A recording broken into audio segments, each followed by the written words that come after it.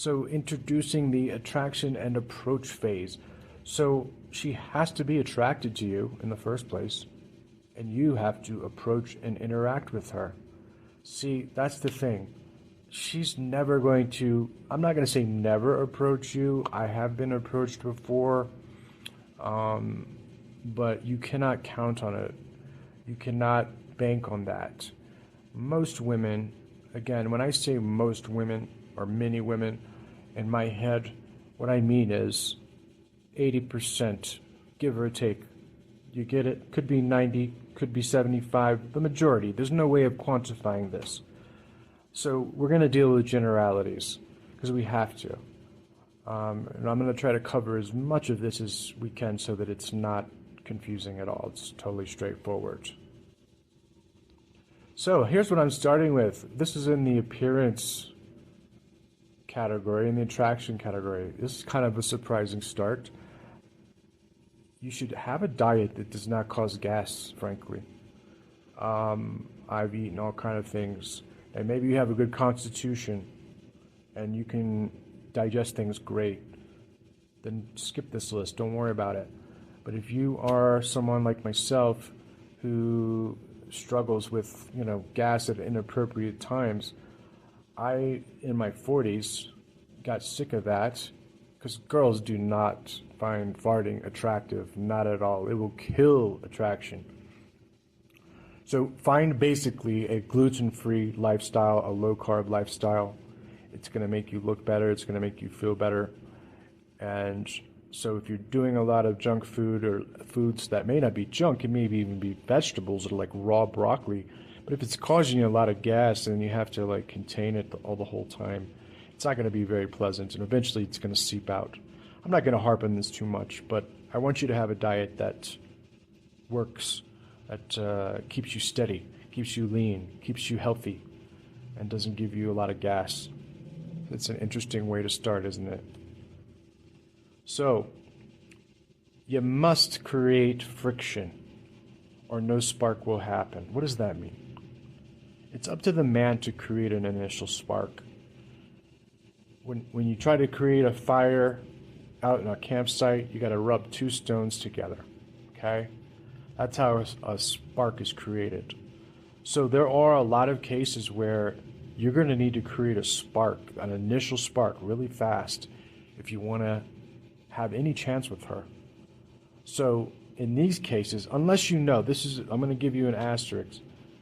If the girl, you can read her body language and tell that she's already into you, that she's vibing on you, then you really don't need to do this technique. But this technique is especially earmarked for those women that are quite attractive, probably get compliments all the time, and need a little friction to get them interested in you. Because if she's a beautiful blonde, she's got 10,000 comments, 20,000 comments on all of her profiles online all the time about how beautiful she is. When she runs into people in everyday life, they constantly gawk about that. And to her, it's totally inconsequential. So with an attractive gal that maybe has a little too high opinion of herself, you need to give her a little bit of a neg. And you've heard this before, I'm sure. That's popular in a lot of these dating circles, dating communities. But I'm not going to be ungentlemanly on this. We're going to do this in a more lighthearted way than sitting there and tearing into the girl with negs. So what you want to do is comment on her flaws playfully, okay? Playfully. Here's some examples. Is that your real eye color? You have great hair. Is it real? I like this one. So how are you different from all the other hotties out there? So what do you have going for you besides your looks? See, these are challenging questions. I'm not saying that you have to use these exact phrases, but these are the kinds of jabs you want to take at her. Not a lot. Use it sparingly.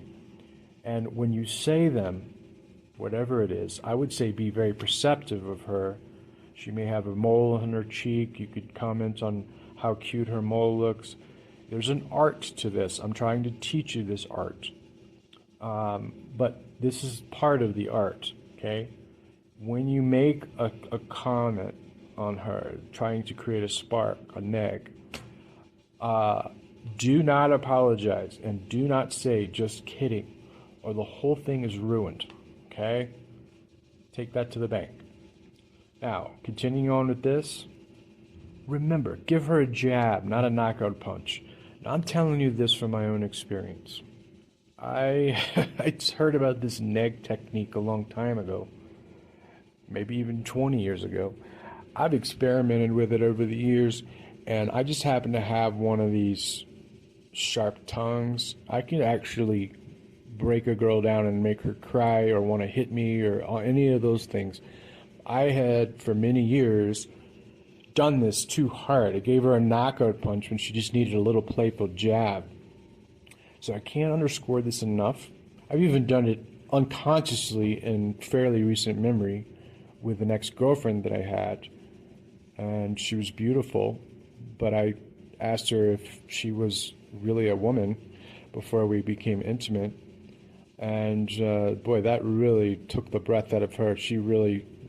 It was an egg, it delivered the blow.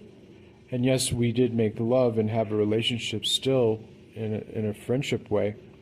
But I don't think that was the key that made that happen. So it does not have to be super strong, guys. I hope you heard me on that. Learn from my mistake on this, okay? Give her a jab, not a knockout punch. That the comments that I just listed are in that vein. Do you dig? Okay.